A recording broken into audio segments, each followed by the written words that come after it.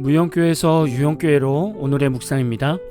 오늘은 잠언 1장 20절에서 33절까지 말씀을 묵상하겠습니다. 쉬운 성경 말씀으로 보겠습니다. 지혜가 길거리에서 소리치고 광장에서 외친다. 지혜가 성벽 위에서 소리치고 성문 어귀에서 외친다. 미련한 자들아, 언제까지 미련하게 행동할 것이냐?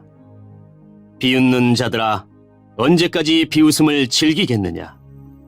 어리석은 자들아, 언제까지 지식을 미워하겠느냐? 내 책망을 듣고 너희가 회개하면 내가 내 영을 너희에게 부어주고 내 말들을 너희에게 깨닫게 해줄 것이다. 내가 부를 때에 너희는 나를 배척했고 내가 손을 펼쳤을 때에 너희는 들은 척도 하지 않았다. 너희는 내 조언을 무시하고 내 책망을 받아들이지 않았다. 그러므로 나도 내가 재앙을 만날 때에 비웃고 두려운 일이 너를 덮칠 때 조롱할 것이다.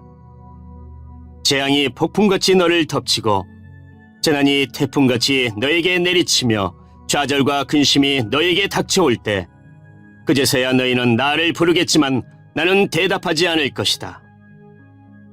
저들이 나를 찾겠지만 나를 찾지 못할 것이다. 그것은 너희가 지식을 미워하고 여호와를 경외하는 것을 택하지 않았기 때문이다. 그것은 너희가 내 교훈을 받아들이지 않고 내 책망을 업신여겼기 때문이다. 그러므로 저들은 자기가 뿌린 씨의 열매를 먹고 자기 꾀의 결과로 배부를 것이다. 미련한 자들은 제멋대로 행동하다 죽고 어리석은 자들은 태만히 행하다가 망할 것이다. 그러나 내 말을 순종하는 사람들은 안전하게 살고 해를 걱정하지 않고 평안할 것이다. 여러분은 사업에 대해 어떻게 생각하십니까?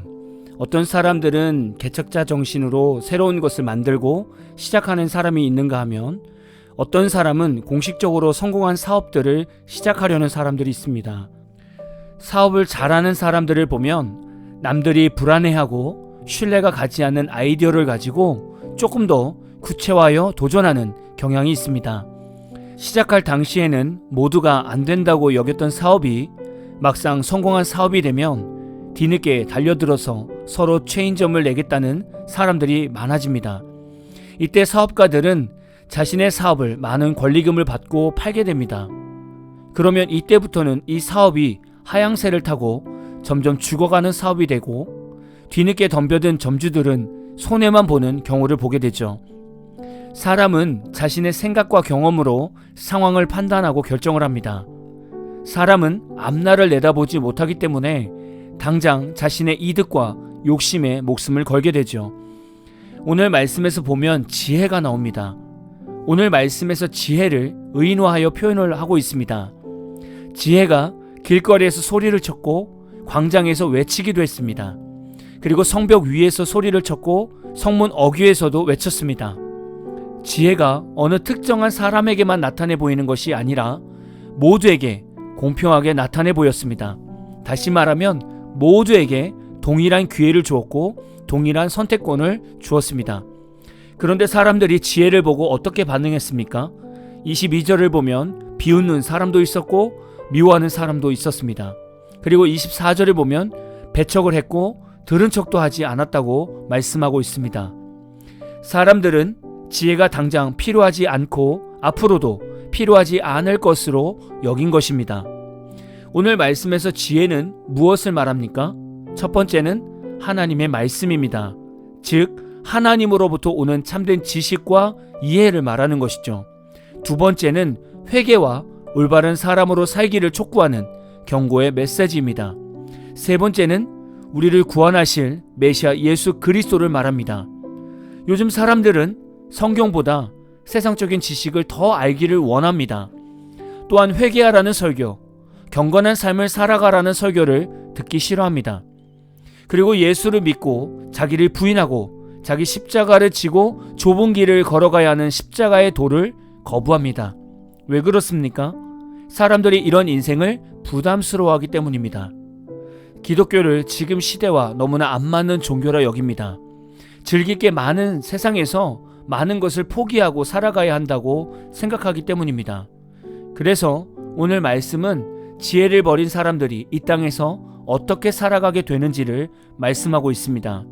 26절에서 27절 말씀을 요약해 보면 재앙을 만나게 될 것이고 두려운 일이 덮치게 될 것이고 재앙이 폭풍같이 덮치고 재난이 태풍같이 내리치며 좌절과 근심이 인생 가운데 닥쳐오게 될 것이라고 말씀하고 있습니다. 여기서 말하는 재앙이란 재난이나 파괴, 황폐 등으로 인간이 수습이나 대비 자체가 불가능한 혹독한 재난을 지칭합니다. 두려운 일이란 막연한 의미의 공포가 아니라 감당할 수 없는 전율을 의미합니다. 좌절과 근심이란 고뇌, 고통, 압박을 말합니다. 우리 인생에 이런 일들이 없습니까? 항상 작고 큰 재앙과 두려운 일과 좌절과 근심이 있습니다. 그런데 지혜를 무시하고 배척한 자들은 이런 일들이 폭풍같이 태풍같이 일어나게 될 것이고 이런 어려움 가운데 하나님께 간구하면 하나님도 지혜를 버린 자들과 같이 우리의 부르짖음에 대답하지 않을 것이고 우리가 찾을 때 하나님은 찾지 못하게 하실 것임을 말씀하고 있습니다. 오늘 말씀에서 지혜를 무시하고 배척한 사람들을 이렇게 표현하고 있습니다. 32절을 보면 미련한 자들은 제멋대로 행동하다 죽고 어리석은 자들은 태만히 행하다가 망할 것이다. 하나님이 주시는 지혜가 없는 사람은 미련한 자가 되고 어리석은 자로 세상에서 살다 죽게 됩니다. 그런데 그들의 인생을 보니까 제멋대로 행동하고 태만히 행동하다가 망할 것이라는 거예요.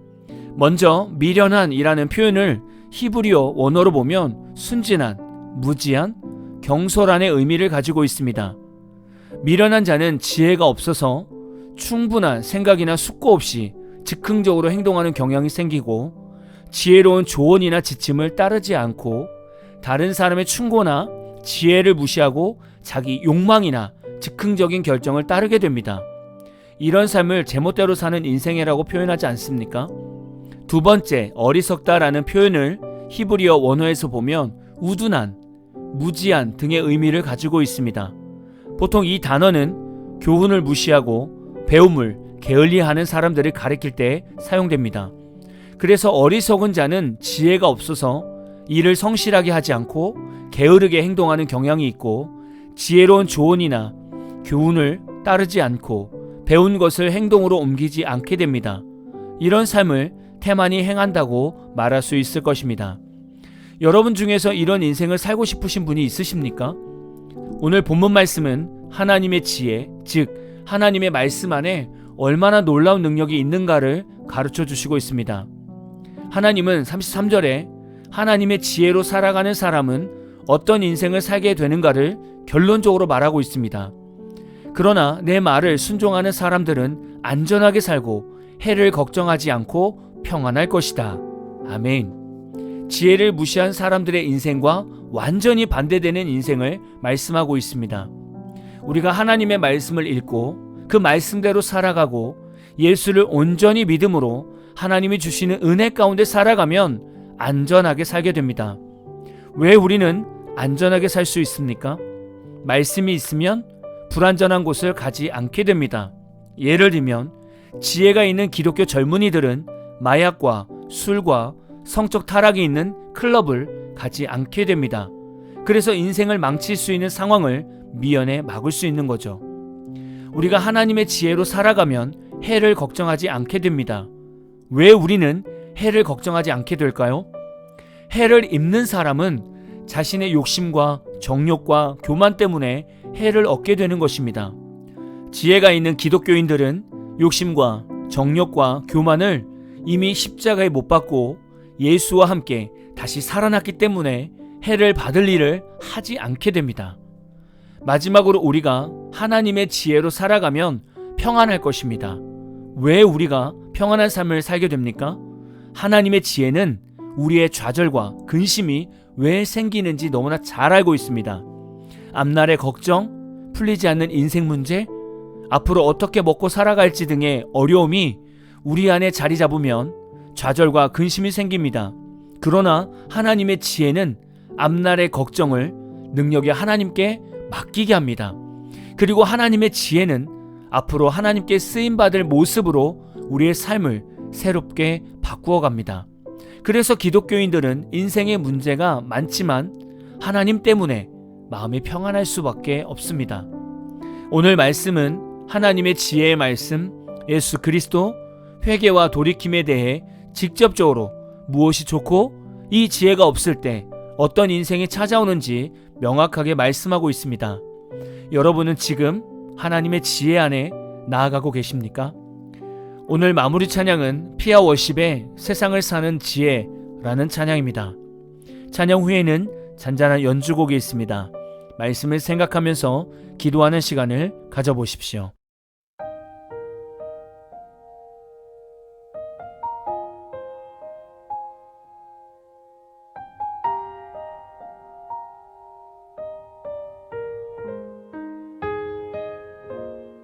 하늘을 볼 겨를도 없이 정신없이 세상을 살다가 마음의 먹먹함이 내 삶을 짓누를 때 그제서야 주님을 찾습니다.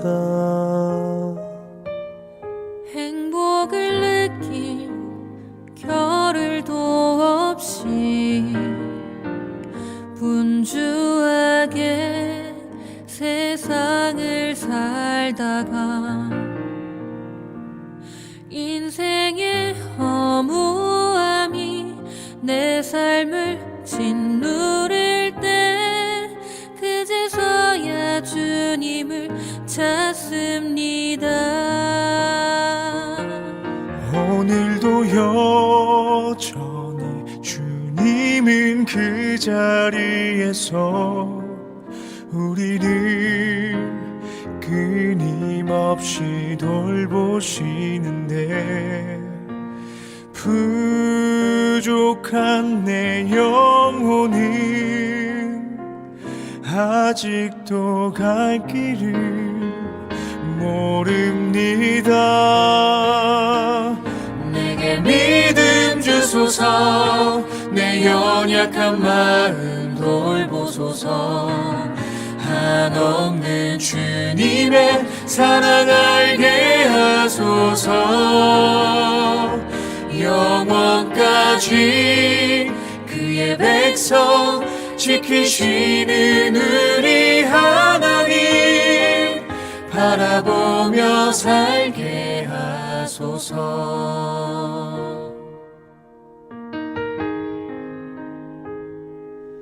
하늘을 볼 겨를도 없이 정신없이 세상을 살다가 마음의 먹먹함이 내 삶을 짓누를 때 그제서야 주님을 찾습니다. 행복을 느낄 겨를도 없이 분주하게 세상을 살다가 인생의 허무함이 내 삶을 짓누를 때 그제서야 주님을 찾습니다.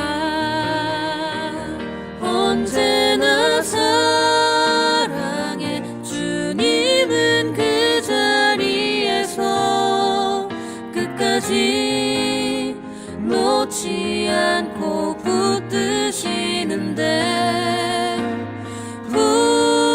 부족한 내 마음은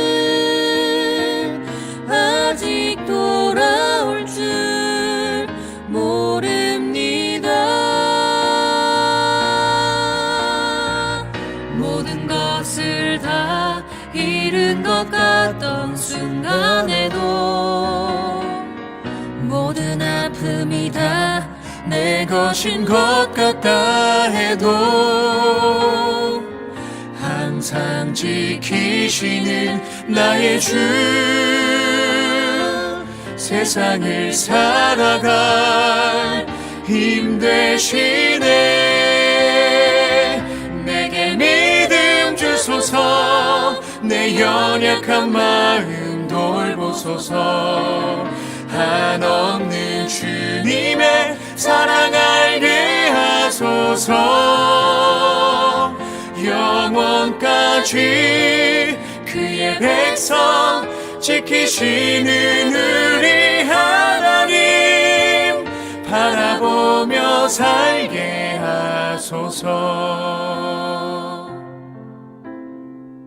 하늘 보며 살게 하소서.